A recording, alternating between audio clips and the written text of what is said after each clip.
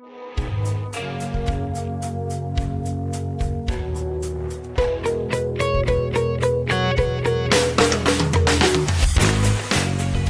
and welcome to another episode of Staying Power, a show that is all about building a better life. So if you're interested in building a better life, you're in the right place. And we're going to take the next hour and talk about one piece of building a better life. And we hope that it resonates with you.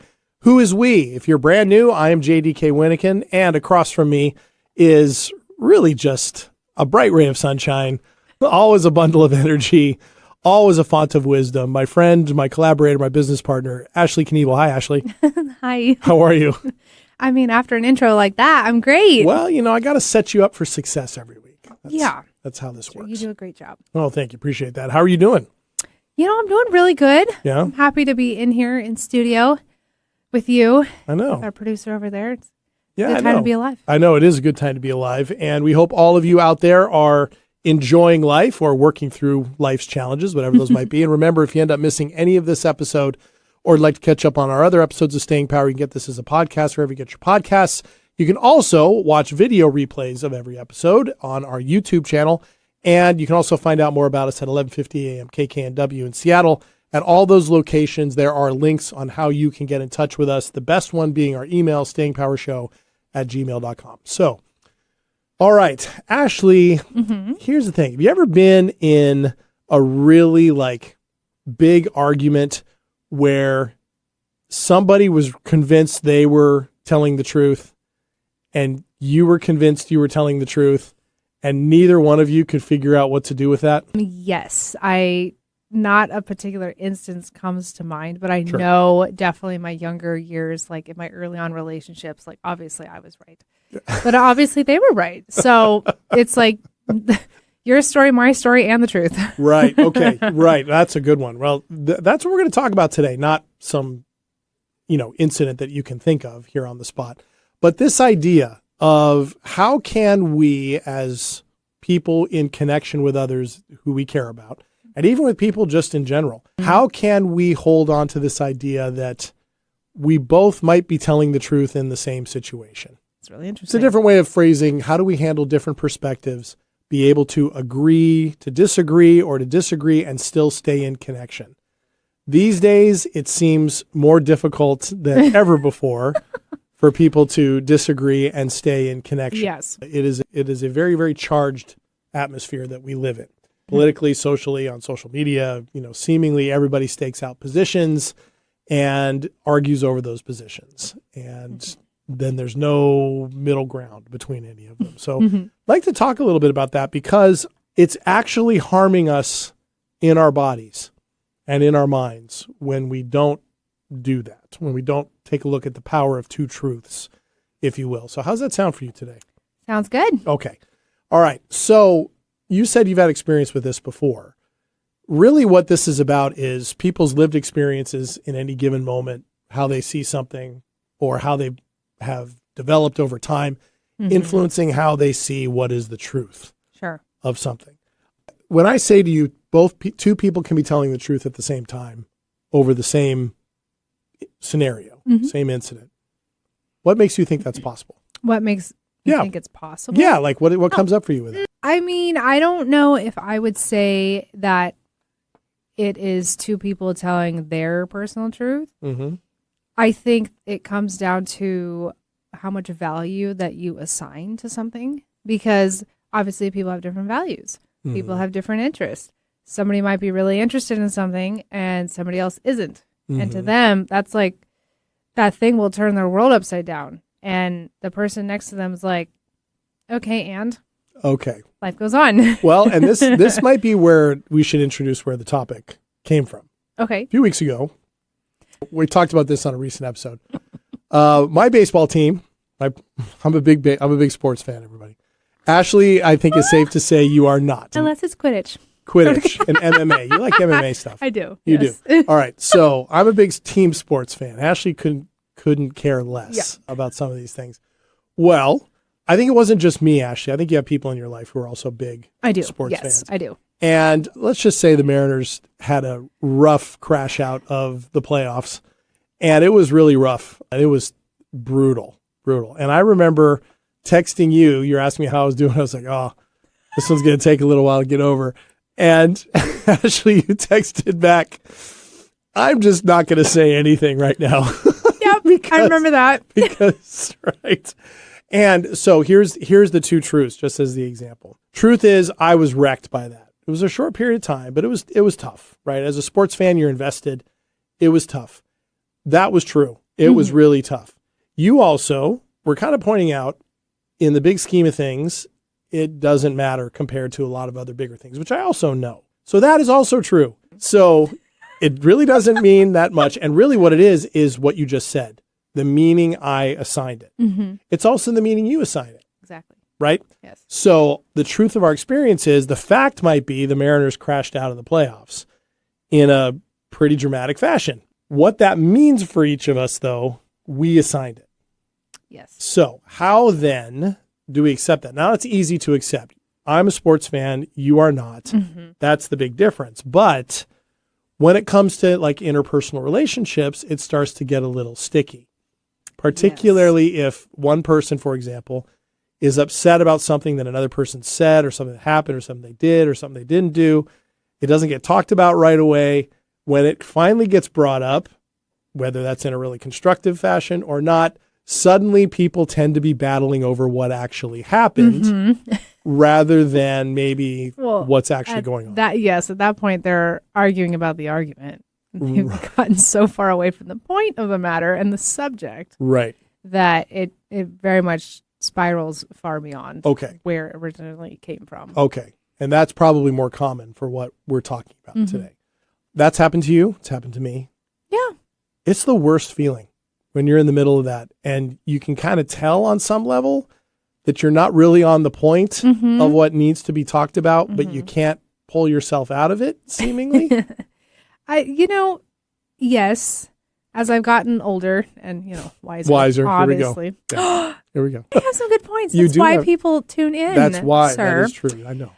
But you're not that old. That's the thing. I'm not that That's old. the thing. I'm 34. I'm 52 when you talk about it. So if you're older, I'm ancient. You're like Dumbledore. Yeah. Sorry. I'm throwing a lot of Harry Potter references tonight, and so you can enjoy them. That's all right. Go ahead. But just to my point of when I'm in a situation like that, at some given point of time, I try and pause for a moment. Yeah, have to. And think, is my point so significant that I need to keep hammering on it or pushing on it? Or am I arguing and trying to be right at the end of this, deemed as right, because it feels good? Because it's satisfying something in me. Am I wanting to win just to win? Yeah. And there are moments I've had where I'm like, oh, yeah, that's exactly what that was. And so I'm like, you know what? At that point, I'm like, actually, we don't need to argue about this anymore. I realize my point's not really that valid, and I'm okay if we just conclude this discussion and we go with what you say. I have done that before. Actually. Well, I think what happens in situations like that, is this notion of winning the argument gives us the validation that we think that we want, that somebody's going to see that we have a valid point, when really what's underlying is the issue. We want to be heard, right? But when you're in an argument like that, where two truths are colliding head on and one is trying to win out over the other, winning can feel like validation. Sure. But then it still falls flat, because how does that feel when? Yeah, because I'm like, great, you won, you're validated, and this other person, if it's like a partner or a friend or family, is somebody you care about, and now they feel not so great. You made them feel small and not so great, and they're not talking about that now. Yes, right, and that gets stowed away in the memory box. Right. So I think it's healthy sometimes to really pause and see where is this actually coming from, and where is it going, and what is the intention of why I'm even doing this. Right. And if you can have two people in that debate or that disagreement both doing that, actually really constructive things can come out of it, and strengthen connection and strengthen relationships. And that's sort of what we're talking about. And I'm going to suggest that you can end up with diametrically opposed positions on something that you both witnessed or you both experienced, and Doesn't have to be a deal breaker. And you can actually build a closer relationship, closer connection out of that. The interesting thing about this is, you know me in the science. I always like to hit the science of these things. Here we go. Right? Here we go. Right? Your turn. Yeah, my turn. This is actually a normal thing. Our brain does not like disagreement. It does not, because the brain prefers consistency, right? What ends up happening is opposite views, particularly if they're aggressively held to or they trigger emotional responses, activates the anterior cingulate cortex. Okay, it's part of the brain that's associated with threat detection, right? It's that part that when you are out in the middle of the night somewhere by yourself, you are geared out. Because we're all out by ourselves in the middle of the night. I'm just thinking about something dramatic, right? When in the situation where you are alert, right? Sure. Looking for danger. Yes. That's the first one that comes. It is Halloween time, right? All right. So anyway, or recently it's been anyway. And then in that also, people's identities rely so much on a sense of safety and belonging. Disagreement so often can feel like personal rejection, right? Sure. So, and I think that's what happens a lot in the political discourse that we have, for example. Somebody holds a political position diametrically opposed to somebody else, and because they disagree, they think they're rejecting or judging that person. That makes sense too, because if you think about it, we are like these little hubs that have thoughts and values and everything all floating around in there, and they've been there for a long time. Yeah. So you are beyond married to the idea that the Mariners are important. They hold a lot of value. Like that has been so ingrained in you for so long. Yeah. Like it's not even a thought anymore. No. It just is. It just is. Yeah. And so when you have someone who like opposes that, like you said, it comes off as a threat because you're not hearing yourself thinking for the first time, the Mariners are great. It's like almost part of your DNA that the Mariners are great. Yeah. And so you're like, this is my point. And then other people are like, well, this is so my point that they're not. Well, or sports in general is not important or whatever. And I want to be clear to viewers and listeners. Ashley didn't attack me for being a Mariners fan. No, we should talk about what we did with that. Okay. Actually, go ahead. If you're fine with that. I am. Go ahead. Because, like he said, we had two different viewpoints on this. Yeah. Sports and Mariners are very important to him. I'm like, I'm not bandwagoner, but I was supporting. It got exciting, right? And I know it's impactful for the Seattle area, so it would have been really cool to see them go civic pride so and all that, yeah, totally, like that was really cool and whatnot, and supporting my friends that were big fans. But then when they lost and I saw the people around me kind of feel the burden and the weight of that loss, and then I felt yours a little bit more because you were vocal about how you felt about it. Eventually I was like, okay, what do I do with this? Because I don't have any comforting words to tell him, because there is nothing coming from me in that realm, because I don't care about this. Right. So I'm like, I'm just going to, it's not important. I'm not going to belittle it or anything, because what he's experiencing is real to him.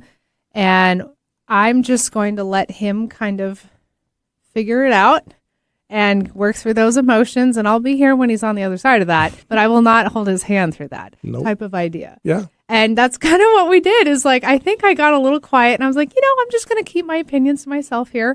And you said that. You'll be okay. Yes, in actual text, I was like, I'm just not going to say anything to you right now. I'm going to keep my mouth shut. And let's tell the story. It didn't take me long to bounce back. It wasn't like I went into days long mourning or anything like that. No, it was only a couple hours. Days. Yeah, no, it was a few hours. Was it? A few hours. I'm going to go back and look at our text. Okay. It was only a few hours. I felt it acutely. Okay. Right. Which is a real accomplishment for me, honestly, because that sucked. That was not fun at all. But yeah, no, it was, you wisely handled it. Right. And there was a recognition of that. Yes. And that was actually kind of what we're talking about. A recognition that somebody else's truth is true for them in that moment. Low stakes, right? In the big scheme of things, a difference in opinion over team sports means nothing, right? And I'm aware of that too. But the identity attachment is what you're talking about, is important. And you didn't contribute to a stressful situation, because what can happen is if you inject stress, or stress is already felt, and you engaged in something like that in a different situation, it can create emotional reasoning, which under stress, emotion always trumps logic. Right. Always does. And so feelings of feeling threatened, not listened to, not validated, or attacked will end up trumping the logic of a situation and makes it harder to talk about, right? And in the end, last point I want to make before we take our first break is so often what we're talking about when we talk about our truths, and I can kind of get tired of hearing that sometimes, that term, speaking my truth, here's my truth. I get what people mean. But what we often label as our truth is really our sensory, emotional, and experiential truth of our experience. It's not a universal one, right? In the big scheme of things, philosophers would say, yes, in a given situation, there is a universal truth of something either did happen or something didn't happen. But people experience those things differently, and you're not always going to know what the absolute truth of something is. And history is full of examples, and our lives are full of examples of people experiencing the same things really differently, right? Which is why, like, when there's car accidents, police interview tons of people and they get different stories of what happened. It happens all the time. So what we're going to be talking about more is how do we navigate this space in light of the fact that at least initially, our brains and our bodies can work against us when we're in that kind of conflict, right? So how's that sound to you? Sounds great. All right. Sounds good. All right. Then let's take our first break here on Staying Power. Yes. When we come back, we'll also do our weekly segment, which I think this week is 2 minutes of terror. It is a terror. Right? Yes. It is a terror. So we'll talk about that at the other end of the break. Stick around here on Staying Power. See you in a minute.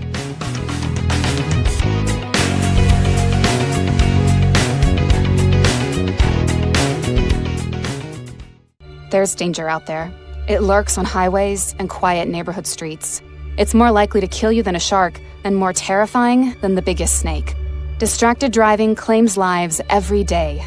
Every notification, swipe, social post, video, or selfie while driving risks your life. So while you might think public speaking or the zombie apocalypse is scary, what's really terrifying and even deadly is distracted driving. Eyes forward, don't drive distracted. Brought to you by NHTSA and the Ad Council. Hello, I'm Chris Erdman. Every Wednesday at 8 a.m. on KKNW, I sit down with inspiring entrepreneurs, creative minds, and game changers to uncover the real stories behind their business. On my show, Made of More, we explore the challenges that they've overcome, the breakthroughs that they've celebrated, and the mindset that drives them forward. If you're ready to unlock your full entrepreneurial potential, Made of More is the show for you, because here we know you are made of more. Every Wednesday at 8 a.m. on KKNW. Tell your friends about Alternative Talk 1150. Welcome back to Staying Power. JD here with Ashley, and we are talking about people having different truths, different perspectives, and how we can navigate those and actually build better relationships, even though sometimes it can feel like our brains and our bodies are working against us because, newsflash, they are, at least initially, right? So we have to learn how to work through that and work with that. Before we get back into that, though, it is time for our weekly segment. Ashley and I love to take 2 minutes every week to talk about something that was either a terror or a triumph from the week, share about it, all in the name of vulnerability, connection, and just kind of practicing what we preach. Here we go, 2 minutes of terror.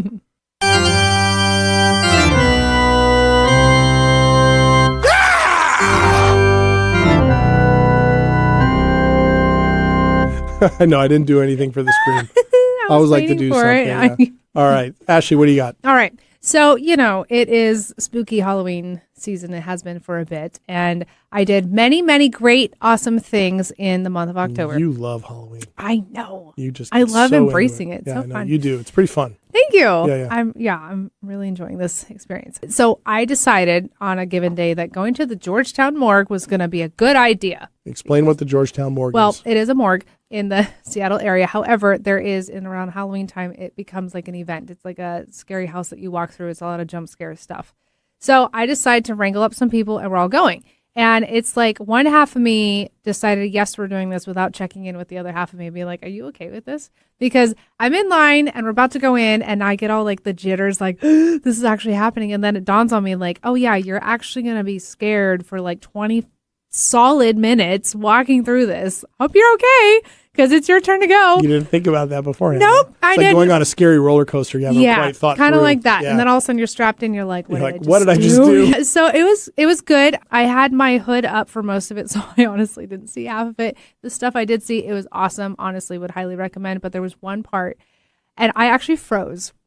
Whoa. Like I actually It hit your central nervous system? Yes. Whoa. I absolutely paused and I was like, I am not walking past. Nope. We're not doing this. Eventually I had to because I had to, Because you had to go through it. I had to go through it. But and you made it. I made it. It was Wow. very scary. Yeah. Wow. There was somebody, they had a chainsaw, and obviously there's not like an actual chain on it. Right. But they're all masked up and spooky, and they're like running after you with the chainsaw, and I like absolutely. See, this is the type of thing. You know how Mariners and non-sports, this is haunted house for you, don't care at all for me. Like, I don't see the point of them at all. World is scary enough. My life is scary enough. My brain is like a bag of cats. Why would I want to scare myself to death? That's a valid point. I thought about that halfway through it. I'm like, why did I do that? I know. That's so funny. All right. So you made That it. was my terror. It was actually very terrifying. Yeah, it's literally it terrifying. was a literal terror. My terror has been, I have, not so much a terror as an aggravation. I have been, you probably hear it in my voice, I've been battling an illness for like 3 weeks. I cannot shake it. No matter what I'm doing. I'm doing all the things I normally do. I'm getting rest. I'm eating well. I'm taking medicine. I'm doing all those things, and it's just not going away. Now, I'm not unique in this. There certainly seems to be something going around up here in the Northwest that is kind of keeping people sick for 2 or 3 weeks at a time. But man, I don't like not being at my best health-wise. And I can get into recrimination of like, oh, what did I do to put myself in a situation where, well, it's just life, right? It's just how it is. True. And there might be a future topic in this for us to do on being sick and how to handle it.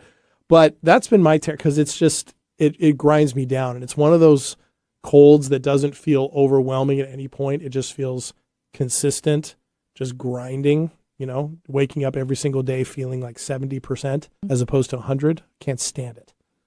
So anyway, so I'm still in the middle of it. Can you hear it? That's rough. Yeah, there's a little rasp. A little bit? Going on there. A little bit? Yeah, okay. Well, I'm doing the best I can. But so far I haven't coughed, which is good. Okay. All right. So, well.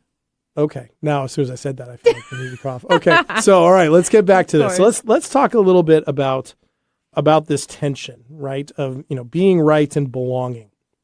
There's a lot of, you and I make fun of bumper sticker philosophy a lot of times, right? Simple things, which we could also call meme philosophy, right? Really simplistic ways of doing things, almost like the sugar candy as opposed to the healthy meal of reasoning and advice and things like that. One that you hear a lot is, would you rather be right or would you rather be at peace? With yourself, with people. I like that one a lot. I like that one too. Right. In some certain cases, I do think it can be important to be right, depending on what we're talking about, right? If the stakes are high or, we're talking about a serious, social issue, moral issue, ethical issue, whatever. But this, really what we're talking about is the challenges that we can feel both emotionally and physically when we are in those conflicts where two truths are colliding or two perspectives are colliding. Because as we talked about before the break, the body is wired to want consistency, to want protection, to want safety, and to defend itself by dropping into fight, flight, or freeze. And that's not what we want, particularly when these are things that are happening between us and somebody who's really important to us. So I want to talk a little bit about how we can navigate some of these things. You mentioned one that you do. You kind of pause. How is that something that you cultivated recently, or is that something that you've known to do? Are there other tactics that you use to calm yourself? Because what you did is allowed yourself to take a step back, ground, drop into the parasympathetic state, if we were going to talk about it, right? Parasympathetic state and go, okay, hold on. Right? Is that something you learned recently? Is it new? Is it something you've done? I think it's safe to say that I have done it for a while without knowing what it was I was doing until like when we went through our coaching program and we learned a lot of that kind of stuff and practice and whatnot. That's when I was like, oh, that's what I was doing. It's great though. It is certainly something. And I have found I don't have to consciously think, okay, I should pause right now and like take a step back. I just find myself actually just doing it naturally, which is great. To be able to have somehow trained myself to do that in light of what I'm dealing with in that moment. Another tactic as you would call them, that I have come to realize seems to be working for me is in a moment like that. And this kind of pairs with like the pausing of like, what do I do with this? Is that question. What do I do with this? Because if I start to see like this is going to go nowhere beneficial or it's going to hit a dead end, if that instance is not going to change or they're not going to change or their opinion's not going to change, what is the one factor that I can change and influence? And it is myself. So then I am like, okay, maybe I just remove myself from the situation. Or I'm like, I actually am going to remove the value that I'm placing on this and I will figure out a different way to handle it. Or, I won't involve this person anymore. They're very strong on their views this way. Great. I'll find somebody else. Or I will find a different workaround. Gotcha. Yes. Gotcha. And it's worked depending on the situation. Of course. But there are times because it can get so exhausting when you're like, I'm working so hard to get my point across for them to see my side. There comes a point where you're like, that may not happen. And then what? Right. You go to sleep angry. You Right. never come to a conclusion. And maybe that is the case. Could be. It will, you might always have a different perpendicular view or an opinion on something compared to the person across the table from you or whatnot. And it's not always bad. No, it's just not. you got to figure out how to live with it. Right. And I wonder for you, do you ever feel in situations like that you gave up something of yourself to do that? Like you, quote unquote, gave in before the other person did? Or do you end up framing it differently than that? I used to. It used to be like a little bit of an ego hit, right? Because that could develop resentment, right? Yes. If that happens too often. Yes. At one point I did. And then after a bit of time, I'm like, but did I really? Again, it kind of depends on the topic, but Of course. There's not many things I think that I have ever been in such opposition with somebody else that it was life altering, where I'm like, Ashley, it's not be the bigger person. To me, I'm like, let's just be the better person. Let's just be smarter about this. And that then becomes not between me and the other person. It's between me and me. Oh, I see. I think that's good as long as you can turn it into, I'm going to do this for me and this person's an idiot, right? that would be a fine line. So if you can navigate that, that's pretty good. Because I think there's a part of me that's like, okay, I'm going to step back from this. They're still freaking wrong though, and I can hold that grudge, or I try not to. But that's a good one. Because what I like about what you're doing there is you actually engage in the important shift. Because in that threat detection mode, the amygdala part of the brain, the emotional response, sympathetic response is active. What the goal is to shift back to the prefrontal cortex in the brain, which is where empathy and regulation are established, right? And for me, what I have learned is, and I learned this, and I'll tell the story a little later if we have time. I learned at a really specific conversation one time where I realized, holy cow, I disagree with this person. We're debating over the reality of something that had happened, right? Okay, I don't agree with this, but this clearly is really important to this person who's important to me. Isn't that important? Is that important enough for me to take seriously because it's them? Mm-hmm. Okay, I may not understand it. I may not agree with it, but it's theirs and I care about them. Mm-hmm. So can I use that knowledge and that belief and that love for them to kind of give myself a little bit of breathing room to shift from that amygdala stance to It's a really valid point. Yeah, it happened in a real specific instance. And I pretty much just told the story. I went, holy cow, this is a person who's so important to me. Why am I battling this? Maybe I would learn more if they knew I was taking them seriously on what they were saying. And what came out of my mouth was, okay, we clearly don't see the same on this, but I can really tell your position matters to you. I would like to try to understand it as best I can. And the whole conversation shifted. And I don't know where it came from. That's a huge gift. It was. It was. And she actually thanked me later on. She said, thank you for saying that, because it shifted both of us. And it's become a foundational thing for me, right? Because with the people particularly the people we care about, shouldn't we care about their position, even if we don't think we agree with it or we don't understand it? I can accept something from somebody without A, understanding it, and B, having to agree with it. And we tend to think that accepting things means you're either agreeing with it tacitly or actively, or you are understanding it somehow. Mm-hmm. No. I can accept something from somebody who's close to me, even if I don't get it. Right. I think that matters. That's a really good example. Oh, thank you. Thank you. I think that's kind of what we're talking about. There's so many things about what this does in the brain we could go into, and I don't want to bore everybody with it. But another thing that's really good too, and I don't know if we learned this in coaching, right? Coaching training. People who can identify specific emotions. I was just going to say that. Specific emotions. If you can understand, and the example would be, I'm feeling misunderstood and not heard, as opposed to I'm angry. There's a big difference between those two. I'm angry is kind of a very general emotion and personifies the emotion. I am angry. Like I am JD, I am angry, right? That makes it really hard for somebody to feel like they can budge. But if you say, I feel misunderstood or not listened to or ignored, the people who do that, it shows, actually are able to handle conflict with less reactivity over time and more curiosity, right? A similar situation with people that I'm close to. If I'm having something, I'll be like, man, I'm feeling defensive. And I also know I love you and you're not wanting me to be defensive, chances are. You're not trying to browbeat me. You're not trying to, win an argument here.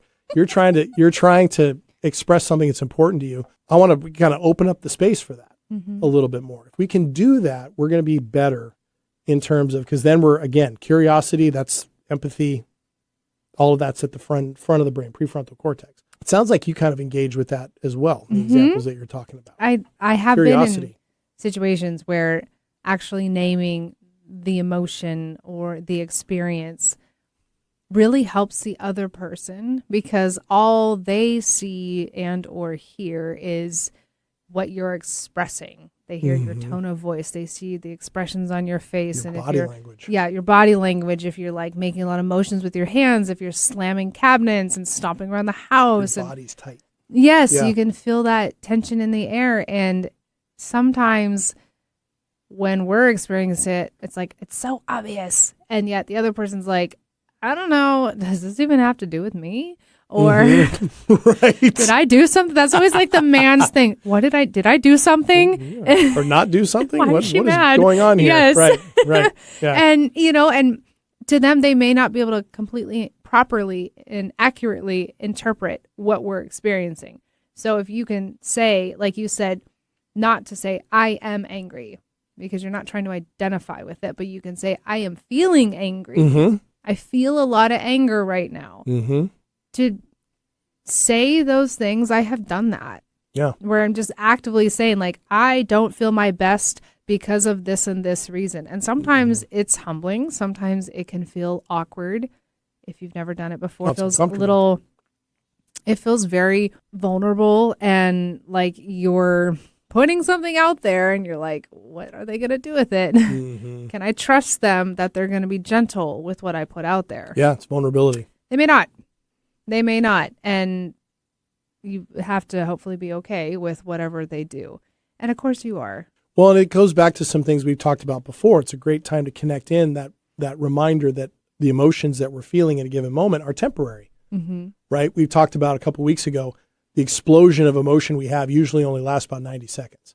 So when we get really mad, it's for about 90 seconds. When we break down in tears, it's about 90 seconds. The feelings may not go away after that. But the huge outburst, which is usually what we're really worried about or trying to stave off, doesn't last as long as we think, and they pass. So in a conversation, and this has happened with you and I, where we've had these, where we've been able to say, I'm feeling frustrated right now. There's this awareness you and I both bring to the table of, okay, but that's right now. Right. And it won't stay that way. And that's what we're here to talk about. That's what we're here to figure out. We can bring that in. Suddenly, then the conflict doesn't suddenly feel like it's life or death. And it's not going to completely cascade upward in intensity, right? And downward in productivity, right? I think that's a big one. The more curiosity we can have, the better off we're going to be on that. All right. There's more on this, But it's time for us to take another break. So when we come back on Staying Power, we are going to dig in a little bit on this and also give all of you some tips, hopefully you've got some ideas of things you can do. But we have a few other things that can help you kind of shift in those types of conversations to make them more productive. We'll be right back.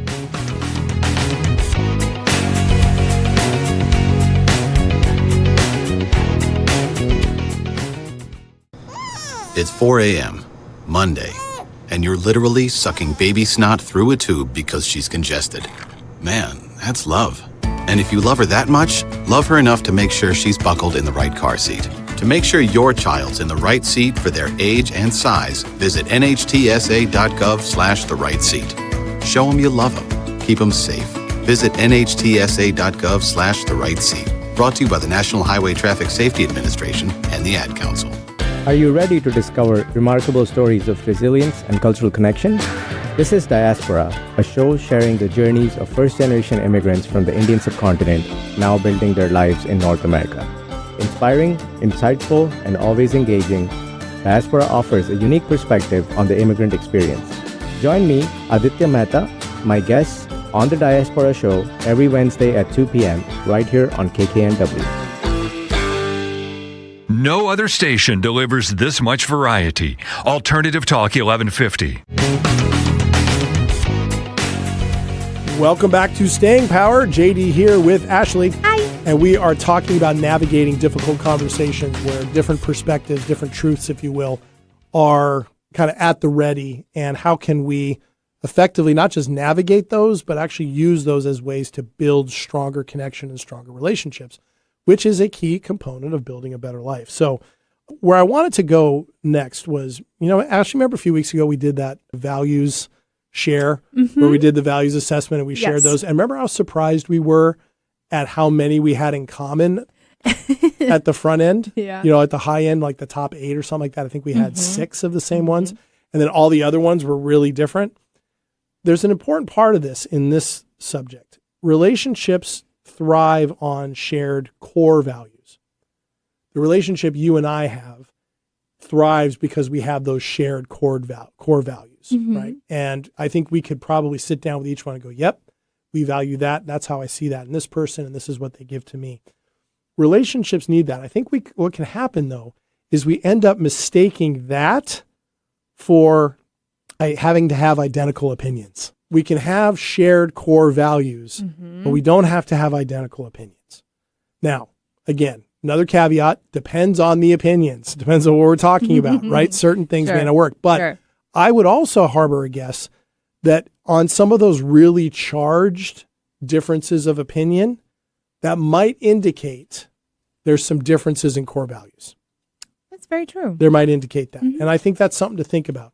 And particularly in the political realm that we're in now, I think a lot of people are having trouble because they want to say, well, we're just disagreeing over politics.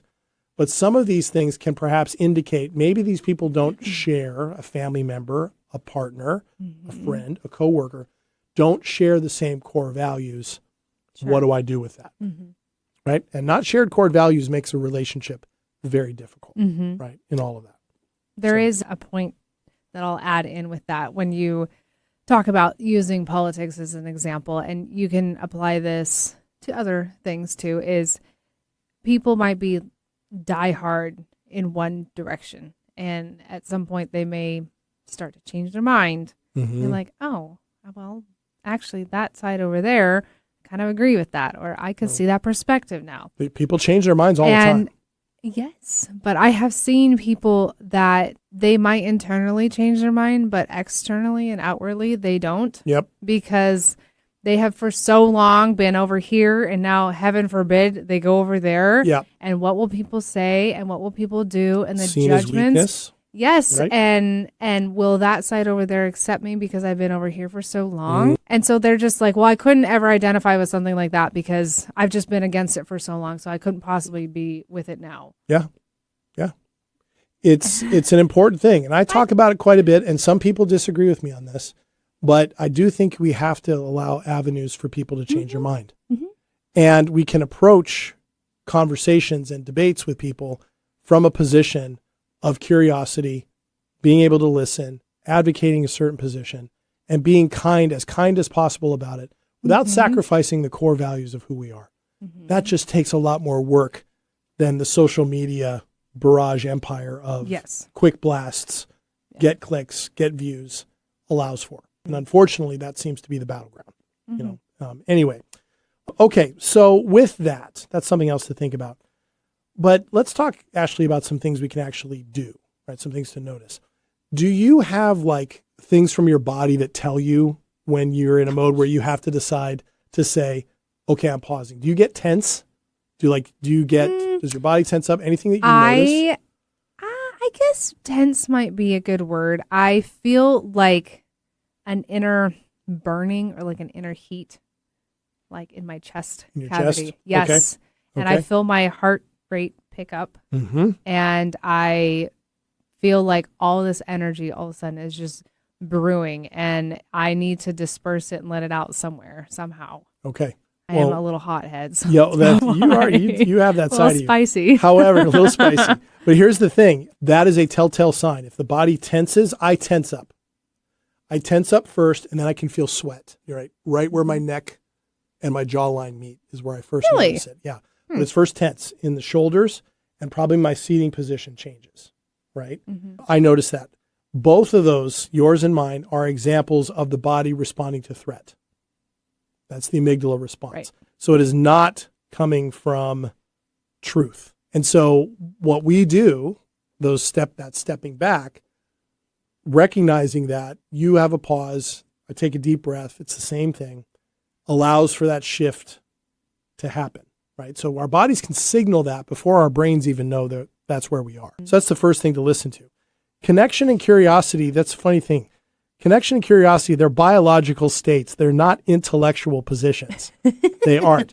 So you can't access empathy, openness, curiosity if your body's in fight or flight. Right.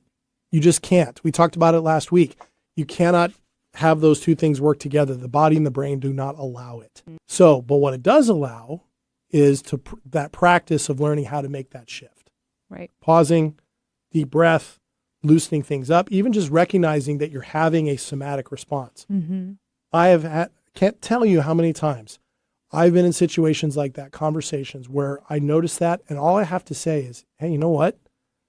I'm noticing I'm tensing up. Give me just a minute. Deep breath, pause, right? And if you're in with somebody who you know and cares about you, they're going to be okay with that. Right? They should be. They should be. And if they aren't, then there's some other core value things to talk about. All right. So really what we're talking about, Ashley, is, I like how you framed this. It's not either or action. It's both and. We're disagreeing and we're in connection. How can we maintain these and still work through this challenge? So how do we shift all those things practically is really where I'd like to go at this point. So what comes up for you with any of that, with the both and statement or wherever you want to go?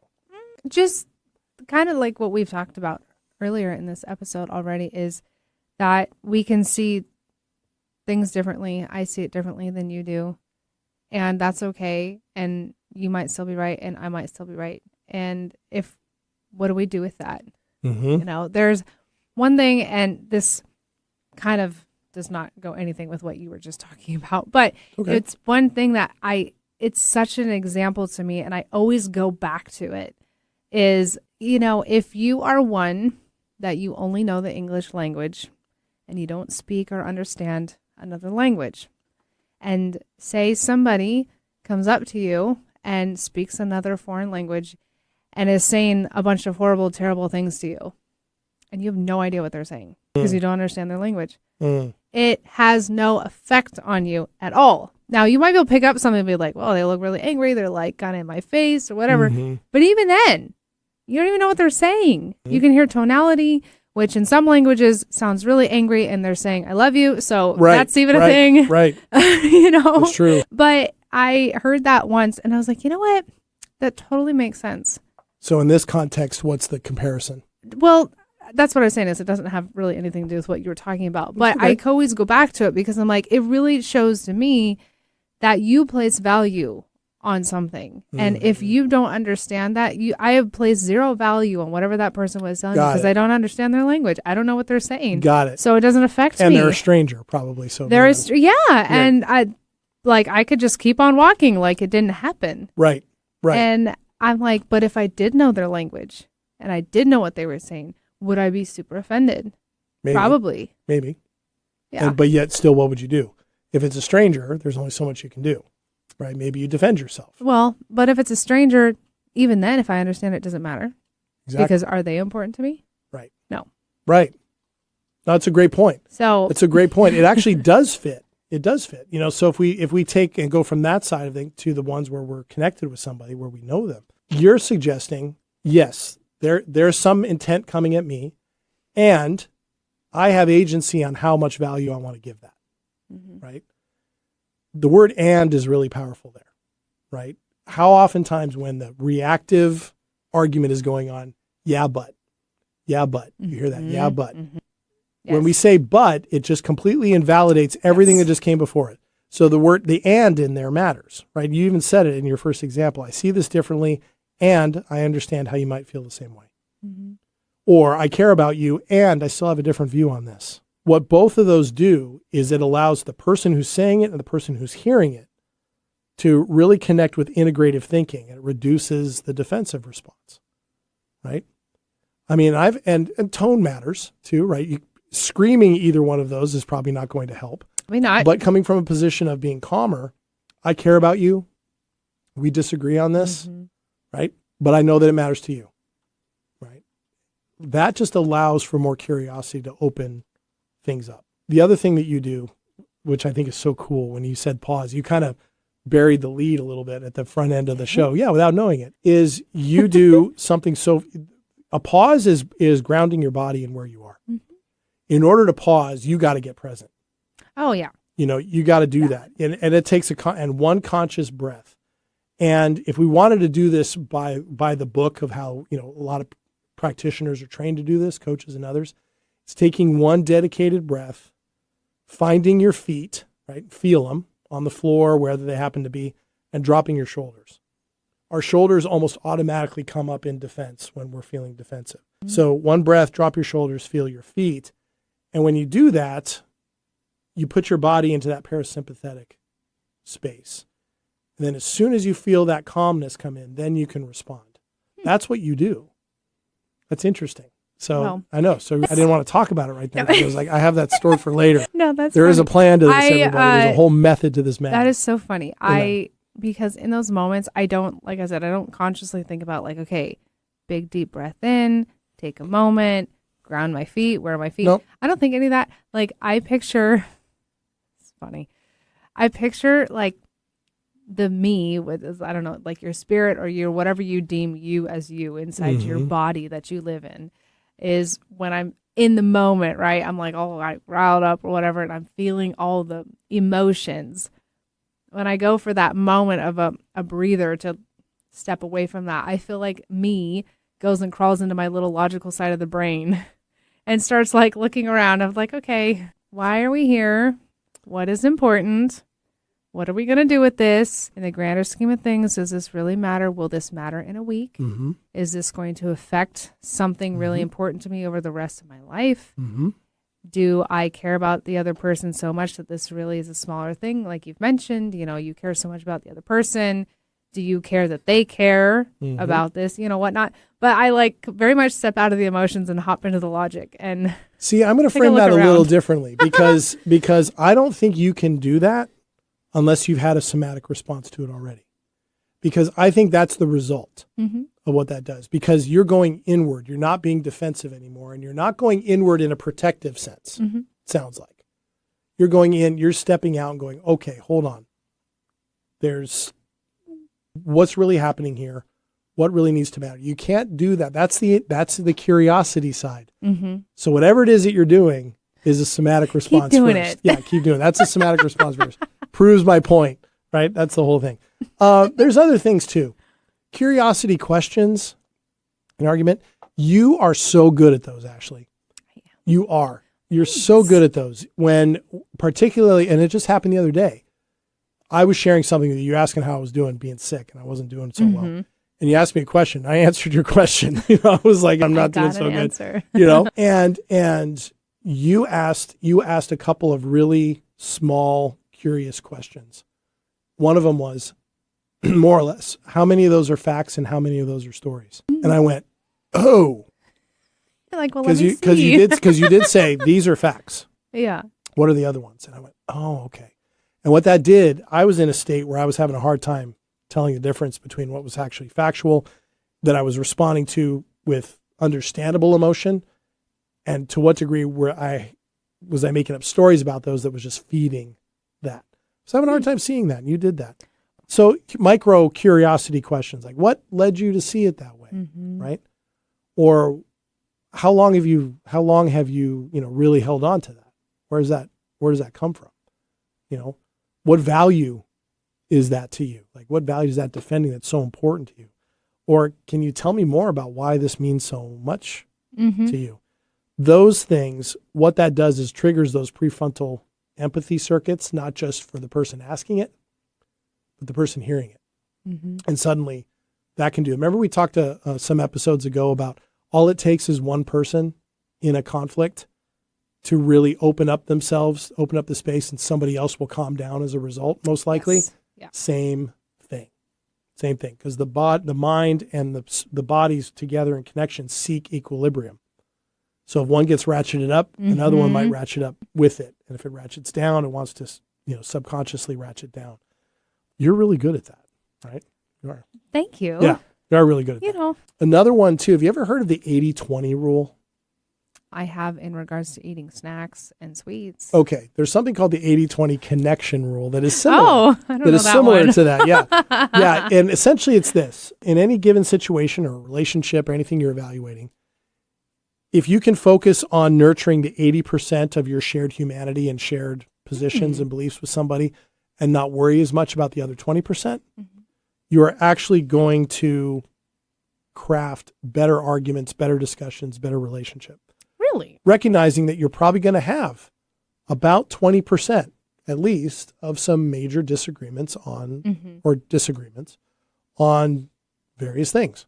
Something as simple as sports, non-sports, movies, non-movies, types of music, right? Who's a good author and who's not, right? Are the Harry Potter movies and books any good, right? There's some of those things. Don't get defensive. Okay? Those kinds of things.